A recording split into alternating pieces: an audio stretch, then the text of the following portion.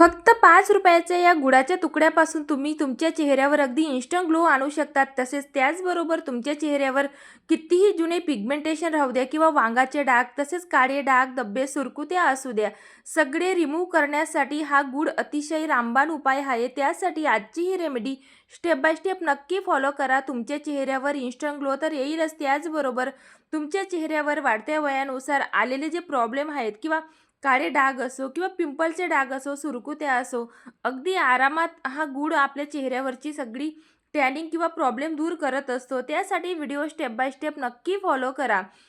तर चला या ठिकाणी आता वेळ वाया न घालवता आजच्या सुंदर अशा रेमेडीला सुरुवात करूया. तर या ठिकाणी आपल्याला लागणार आहे ऑर्गॅनिक असा गूळ, जो लाल रंगाचा येतो, विदाऊट केमिकल असा गूळ आपल्याला या ठिकाणी वापरायचा आहे, जेणेकरून त्याचा रिझल्ट आपल्या चेहऱ्यावर अतिशय चांगल्या प्रकारे आपल्याला बघायला मिळेल.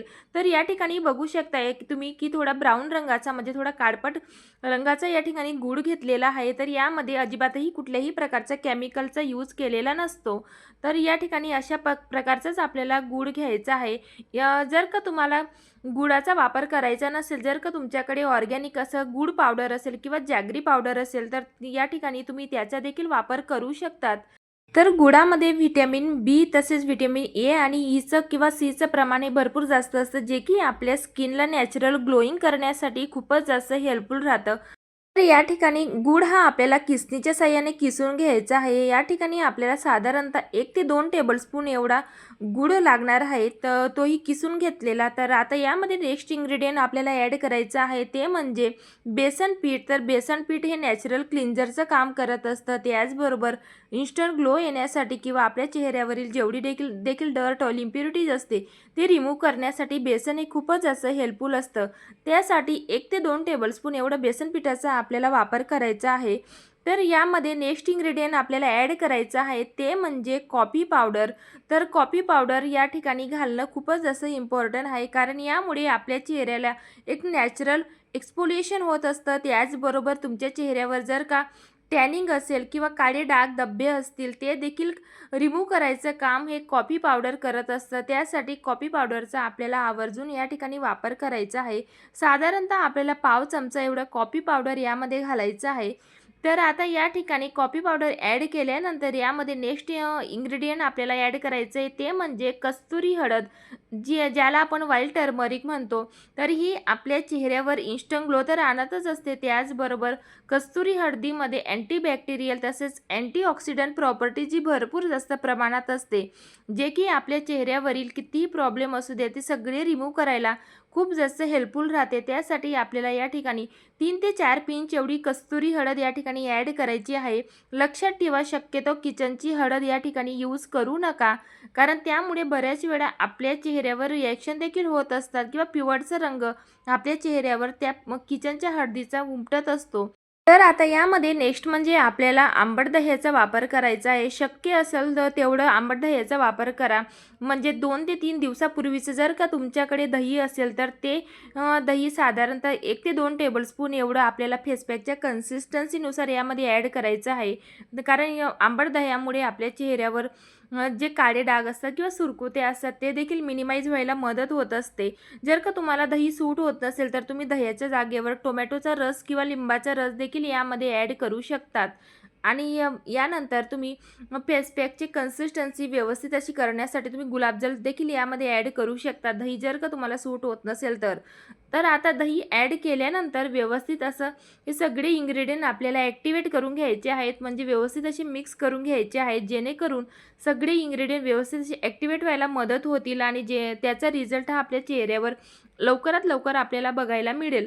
आणि आपण कुठलीही होम रेमेडी ज्यावेळेस घरी बनवतो, त्यावेळेस ती व्यवस्थित आपण कशा पद्धतीने बनवत असतो त्यावर देखील त्याचा रिझल्ट हा डिपेंड असतो. तर चला आता या ठिकाणी हा फेस पॅक चेहऱ्यावर अप्लाय कसा करायचा ते या ठिकाणी नक्की स्टेप बाय स्टेप फॉलो करा. तर याआधी आपल्याला चेहरा स्वच्छ असं धुवून घेणं खूप जास्त गरजेचं आहे. कुठलीही होम रेमेडी किंवा फेस पॅक चेहऱ्यावर अप्लाय करायच्या आधी चेहऱ्यावर कुठल्याही प्रकारचं कॉस्मेटिक नको असायला, त्यानंतरच चेहऱ्यावर आपण फेस पॅक हा अप्लाय करायला हवा. तर आता सर्क्युलर मोशनमध्ये किंवा लोअर टू अप्पर डायरेक्शनमध्ये आपल्याला पूर्ण चेहऱ्याला हा फेस पॅक अप्लाय करायचा आहे. तर हा फेस पॅक बनवायला जेवढा सोपा आहे तेवढाच त्याचा रिझल्ट हा आपल्या चेहऱ्यावर अतिशय अप्रतिम येतो. तर नक्की तुम्ही आठवड्यातनं एकदा किंवा दोनदा हा फेस पॅक चेहऱ्यावर लावा. वाढत्या वयानुसार जर का तुमच्या चेहऱ्यावर खूप जास्त सुरकुत्या आलेल्या असतील ते देखील कमी करायचं काम गूळ करत असतं. त्याचबरोबर आपल्या चेहऱ्यावर उन्हामध्ये गेल्यामुळे जी सन टॅनिंग झालेली असते किंवा ब्लॅकेट्स किंवा व्हाईट असतात ते देखील मिनिमाइज करायचं काम किंवा ओपन पोअर्स असतात ते देखील मिनिमाइज करायचं काम हा फेस पॅक करत असतो. तर बऱ्याच वेळा आपण पार्लरमध्ये महागडे फेशियल्स करतो किंवा वेगवेगळ्या प्रकारच्या ट्रीटमेंट घेत असतो. परंतु तरी देखील भरपूर जणांना त्याचा काही इफेक्ट त्यांच्या चेहऱ्यावर जाणवत नाही. त्यामुळे खूप लोक होम रेमेडीवर विश्वास खूप कमी करतात. परंतु जर का आपण होम रेमेडी सतत कंटिन्युअसली ट्राय करत राहिलो तर आपल्या चेहऱ्यावर त्याचा रिझल्ट हा खूप चांगल्या प्रकारे बघायला मिळत असतो. तर या ठिकाणी गालाच्या वरच्या भागाला किंवा कपाळाला भरपूर जणांना पिगमेंटेशन हे खूप जास्त असतं. तर त्या जागेवर आपल्याला व्यवस्थित अशी 2 ते 3 मिनिटासाठी मसाज द्यायची आहे, जेणेकरून त्याचा इफेक्ट हा आपल्याला लवकर बघायला मिळेल. तर 3 ते 4 मिनिटासाठी हलक्या हाताने चेहऱ्याला आपल्याला मसाज करायची आहे. कारण यामध्ये आपण कॉफी पावडरचा वापर केलेला आहे, जे की आपल्या चेहऱ्यावरची जी घाण असते किंवा डर्ट ऑइल इम्प्युरिटीज असते ती सगळी बाहेर काढण्यासाठी मदत करत असतं.